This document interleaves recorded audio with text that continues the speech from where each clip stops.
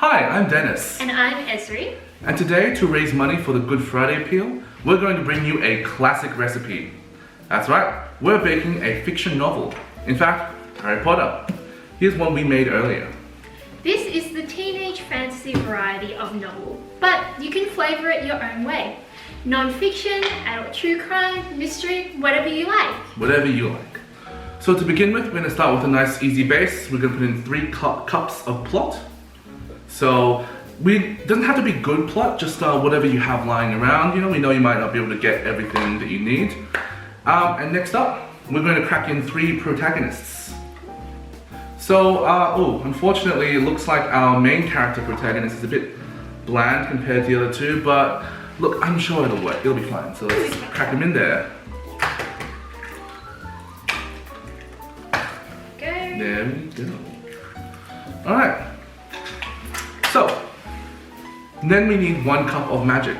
Can't have Harry Potter without magic, of course. And then, of course, 200 grams of supporting characters. Now, we're using the memorable variety of supporting characters. Sometimes I find that can overshadow the flavor a little bit of the protagonist, but I find it makes the whole thing a bit better, I realize. What do you reckon? Yeah, I think so too. Alright, now, since this is a teenage novel, we're going to put in just half a cup of teenage angst.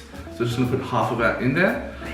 Yeah. There we go. Yeah. Let's see, what do we have next? Yeah. Next up we'll have our flavorings. So, we need sort of subtle flavors. We don't want it to overpower anything. So just 100 grams of villain. And then, of course, a couple of clear motivations, of course. Can't have a good villain without clear motivations. And let's see. Yes. Alright, and again, not overpowering, we just want a small pinch of romance. So this amount will make sure that it comes out subtly around the middle. You know, when the characters are actually developed, we've gotten to know them, and so it has a bit more of an actual impact on the story and on the readers, of course. Great. So, next, this is one of my favorites. We're gonna dump in just a small handful of werewolves, you know? We don't want them to be central to the story, but just a nice supporting act. So you don't want it to sort of take over or have too much of the flavor of werewolves. I find it gets a bit cheesy otherwise. Yeah. Yeah, sure. Sure. What's next? Oh yes, thank you. Dialogue. Yes, you can't make a teenage novel without some awkward dialogue. So we're gonna put in just a sprinkling of it, just here and there, just in and around the middle, around the end.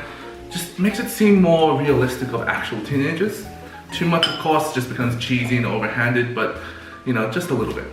All right? Yes. Now, we're gonna give it a good hard mixing until it all comes together. Oh yeah, and make sure to add a couple of New York Times bestseller list weeks. I find it really helps with the rise in sales, you know? Really helps it come out of its shell.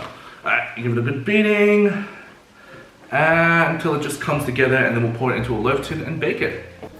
Alright, then we're just gonna place it in a preheated oven, preheated to 180 degrees. We're gonna leave it in there for about 20-25 minutes. Looks lovely, Dennis. Exactly, so let's just plop it in there and we'll see when it comes out.